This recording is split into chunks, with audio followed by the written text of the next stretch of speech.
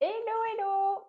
Allez, ce soir, on va faire une petite recette, j'ai envie de dire assez rapide en termes de cuisson. Et ça tombe bien parce qu'en fait, il fait tellement chaud que on ne peut pas laisser nos fours vraiment très très longtemps en marche.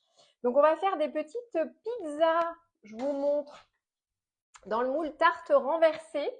Des petites pizzas, on va dire, de façon express, hein, parce qu'on a vraiment une cuisson qui est très très courte, hein, qui va être sur à peu près 10 minutes. Et donc, en fait, on va simplement préparer nos fonds de tartelettes, de petites pizzas, on va dire, et elles seront prêtes à garnir. Donc, du coup, on pourra soit les faire réchauffer, soit les manger froides. Voilà pour le petit mot d'introduction. Coucou, comment allez-vous? Alors, n'hésitez pas à me dire qui cuisine ce soir également parce que, en fait, je sais que tout le monde n'a pas super envie d'allumer le four, mais bon. Hey, coucou Ghislaine! Ah, ça fait plaisir! Bon, j'imagine que tout le monde a très très chaud, hein, mais voilà, du coup, ça tombe plutôt bien cette recette. Ça tombe plutôt bien parce que on a vraiment un temps de cuisson qui est très très très court. Hein, on a encore une fois, on a 10 minutes. Ah génial, bah ça me fait plaisir. Top top. Génial. Ouais, c'est vraiment sympa. Enfin voilà. En plus, hein, on va pas se mentir, le moule 12 tartes renversées, il a un franc succès. C'est vrai que le format plaît beaucoup. Moi, je le vois régulièrement en atelier, même quand on fait des tartelettes renversées en version grand format. Souvent, on me dit, ah ouais, mais il y a aussi le petit format. Des fois, les personnes, elles hésitent. Des fois, elles prennent les deux d'ailleurs aussi. Mais c'est vrai que c'est un petit format qui plaît bien. Coucou Gaëlle, coucou Stéphanie. Ça fait plaisir de vous retrouver donc ce soir pour une petite recette. Comme je disais, c'est une recette en fait vraiment rapide en termes de cuisson. Donc ça, c'est plutôt pas mal. Donc voilà, on a une cuisson vraiment très très rapide. Voilà, on va dire une quinzaine enfin je dis 10 minutes, mais c'est plus dans les faits une quinzaine de minutes quand on veut pas mettre trop fort. En fait, soit vous mettez à 160 degrés, soit vous mettez à 180 degrés pour aller un petit peu plus vite. Voilà. Alors, bah, du coup, je vous propose de démarrer. Donc, peut-être un rappel sur les ingrédients. Alors, on a pour l'instant, alors moi j'ai sorti pour vous montrer la garniture que je vais utiliser après. Mais pour l'instant, sinon la garniture, vu la chaleur qu'il fait, laissez au réfrigérateur. On va faire un petit focus après. On va se concentrer déjà rien que sur la base. Donc sur la base, on est sur 3 œufs, on est sur 75 grammes d'huile d'olive, on est sur 75 grammes de lait, donc lait entier, lait demi-écrémé, lait écrémé, ça c'est un peu comme vous voulez, ça, il n'y a pas forcément de préférence. Vous avez 150 grammes de farine et un demi-sachet de levure. Ensuite, on a un petit peu de grana. Vous savez, coucou Susanna, vous savez que moi j'ai une petite préférence pour la grana par rapport au parmesan. Je trouve que la grana est plus doux, c'est affaire de goût. Ensuite, on mettra des petites épices spéciales pizza pasta. Hein, franchement, et ça s'y prête là pour la recette. Un peu de sel, un peu de poivre. Je crois que d'ailleurs j'ai oublié de vous marquer sel et poivre dans la préparation. Mais bon, ça fait partie des choses qu'on a toujours avec soi, donc on est bon. Alors, donc dans un premier temps, ah mince, ça me met batterie faible. Bon, je clique sur mon téléphone. Bon, j'espère que je vais pas être embêtée avec la batterie parce que c'est vrai que je travaillais juste avant sur mon téléphone, donc j'espère que ça va aller. On va croiser les doigts parce qu'en plus, vu que j'ai le micro en même temps, voilà, on va croiser les doigts. N'hésitez pas à me dire si vous m'entendez plus, hein, que je sache. Alors, donc, on va mettre à préchauffer le four à 180 degrés. Voilà, 180 degrés. Il faut quand même qu'on ait un four qui soit assez chaud, hein. Comme je vous disais, soit vous mettez plus longtemps sur du 160, soit on fait voilà une quinzaine de minutes, on va dire, au four. Je vous explique après pour la suite en fait de la recette. Donc dans un premier temps, on va mélanger tout ce qui est liquide. Alors j'ai juste pas sorti ma balance. Hop. Donc on va casser les œufs déjà dans le cul de poule. Voilà. N'hésitez pas, hein, pour ceux qui font, donc j'ai bien noté Ghislaine, petite recette aussi ensemble. Mais s'il y en a d'autres qui font, n'hésitez pas à me dire. Comme ça me permet de bien suivre. Alors, je pousse les coquilles, je me lave les mains en même temps parce que vous savez que enfin, vous savez, on n'aime jamais avoir les mains sales en même temps. Allez, on fouette nos œufs. Donc, prenez toujours bien le pli, hein, de bien aérer votre préparation dans le cul de poule. En soulevant la préparation, en fait, ça fait vraiment mousser. Ça va vraiment donner de l'onctuosité aussi à notre préparation. C'est vrai que c'est des gestes qui sont simples, hein, finalement.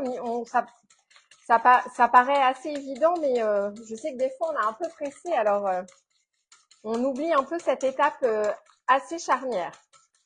Et c'est important de bien aérer, bien faire mousser.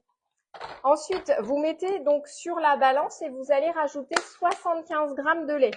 Alors moi, j'ai du lait demi-écrémé. Donc 75 g. Je reste concentrée hein, parce que je serai capable d'en mettre plus. Hop, j'ai mis 78. Hop, je pousse mon lait, ça me fait de la place. Donc pareil, je peux remélanger un petit peu. Ensuite, on va rajouter l'huile d'olive. C'est une recette qui est vraiment rapide à faire.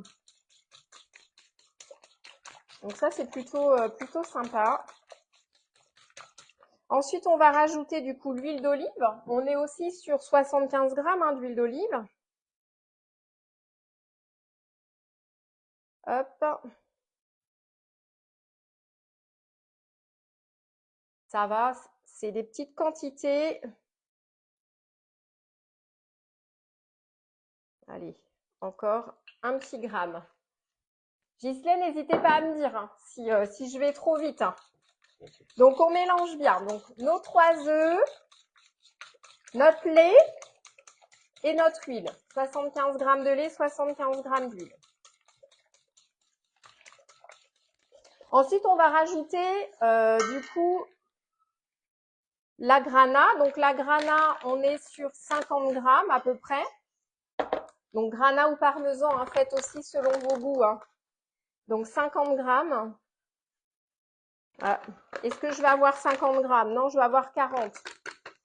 Et bien, tant pis, je n'aurai que 40 g. En plus, j'en ai pas d'autres. Mais ça, c'est pas grave. Si vous avez 50, ce sera que meilleur. Ou après, on peut compléter avec un petit peu d'emmental aussi. Mais sinon, on laisse comme ça. Donc, hop, on mélange ça. Ensuite, on va venir ajouter nos 150 g de farine. 150 g de farine. Voilà. Et un demi-sachet de levure. Donc, ce qui est bien, c'est que on n'a pas on n'a rien à faire chauffer. Hein. Vous voyez, même le lait, on le met froid dans la préparation. Donc, par les temps qui courent, avec la chaleur qu'on a, c'est plutôt pas mal. Et ça tombe bien, hein, finalement, cette recette. À un moment donné, je me suis demandé si j'allais pas décaler le live, mais bon, je me suis dit, de toute façon, je suis pas sûre qu'à une heure près, ça change grand-chose en faisant un petit peu plus tard. Donc, ouais, et puis voilà, de toute façon, au moins ce sera prêt. De toute façon, on est un peu moins dehors là, vu les températures. Et puis, il faut bien manger quand même. Hop, donc on mélange bien pour enlever tous les petits grumeaux parce que là, forcément, on a de l'huile, on a du lait. Donc, forcément, avec de la farine, on a des grumeaux. Donc, on prend la cuillère magique et on n'en a plus. Hein, on mélange bien.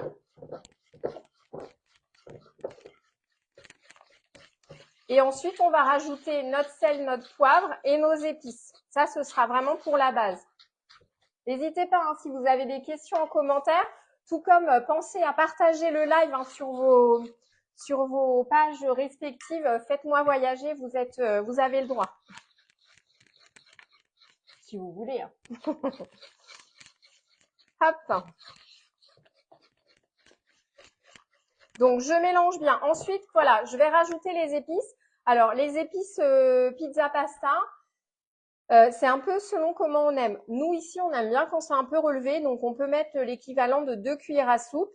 Bon, là, je le fais à l'œil. Si vous voulez être un peu prudent sur les épices, vous mettez l'équivalent d'une cuillère à soupe. Sinon, vous pouvez mettre 2. C'est des épices hein, qui sont vraiment très, très parfumées. Moi, j'avoue que j'aime beaucoup. Pour vous dire la composition, vous avez des tomates déshydratées.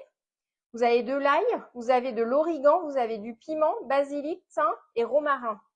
Donc, la composition, elle est vraiment sympa. C'est vrai que là-dessus, on a vraiment de très, très bonnes épices chez Guy de Marlin. Puis après, bah, peut-être que vous en avez d'autres à la maison que vous pouvez utiliser, hein, bien sûr. Hop. Donc ça, c'est bon. Ensuite, on va rajouter un petit peu de poivre. Voilà, un petit peu de sel. Donc voilà pour la base. Là, c'est bon.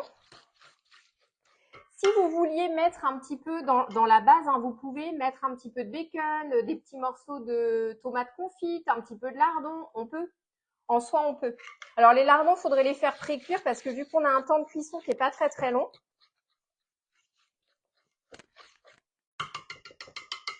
donc il faudrait faire pré-cuire, ça c'est important.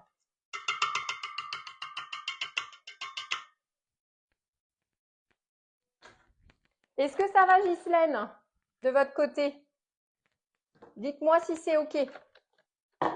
Hop.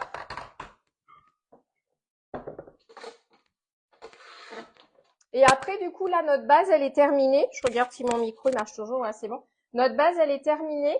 On peut prendre la bébé louche et verser dans les empreintes. Hop. Là, du coup, ça nous fait une pâte qui est quand même un peu dense. Donc ça, c'est plutôt bien. C'est plutôt pratique, notamment à verser, hein.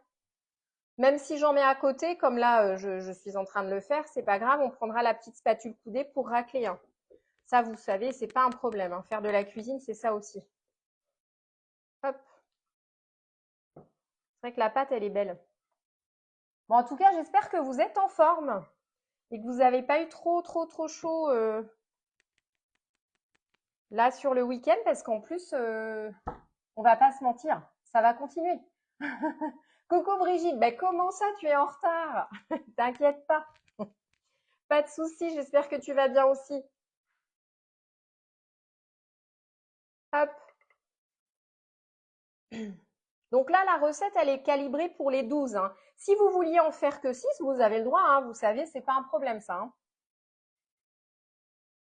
Vous savez que nos moules peuvent tout à fait cuire sans rien dans certaines empreintes, hein, c'est pas un souci. Vous avez du matériel de compète, hein, donc c'est tout à fait OK. Hop, allez. Donc ça, on a fini, on racle bien. Et où est-ce que j'ai pas été super généreuse? Alors je vais prendre ma petite spatule coudée qui n'est jamais très loin. Et je récupère, alors je vais peut-être me mettre en face de vous parce que je suis un petit peu sur le côté. Ah, tout va bien, bon bah c'est cool alors. Hop. Est-ce que ça va, Ghislaine, de votre côté? Hop.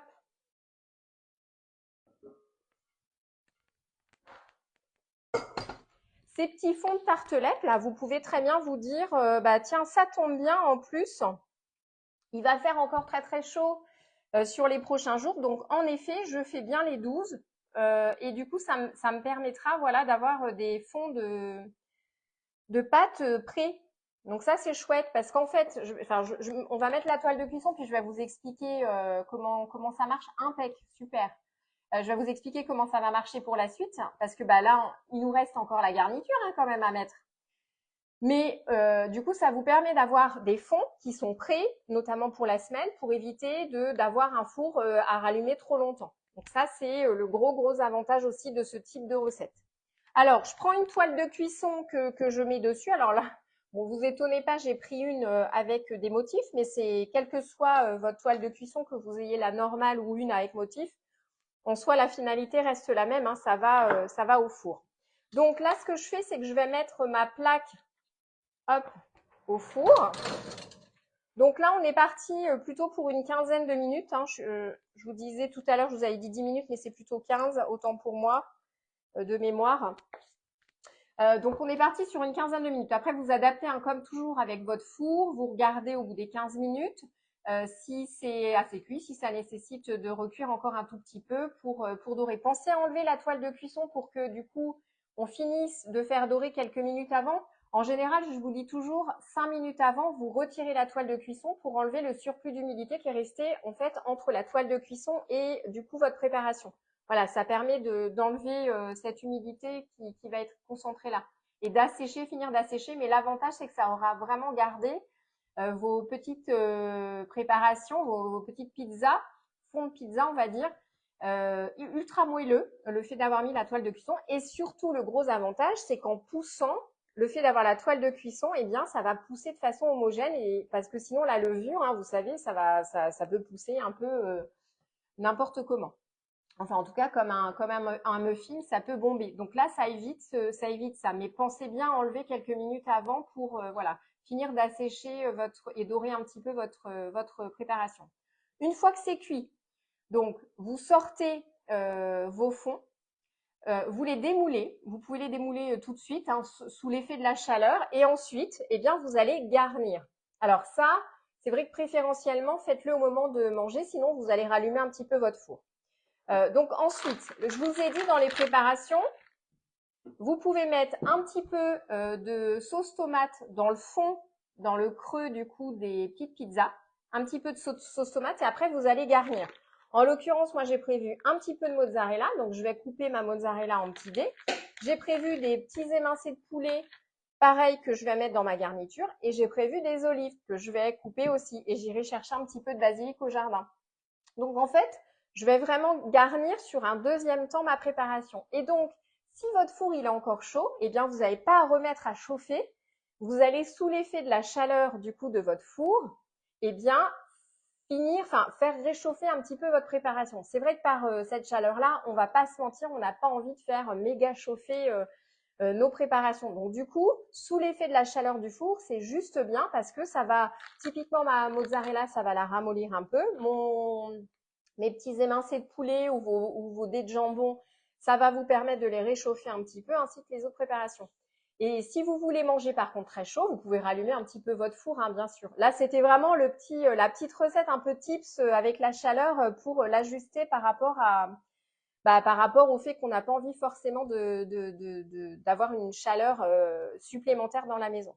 Utilisez vraiment la chaleur de votre four. C'est comme, je vous le dis toujours, hein, mais la chaleur de notre four, une fois que notre four est éteint, on fait sécher. Enfin, une fois que notre moule est lavé, on peut le faire sécher grâce à la chaleur de notre four.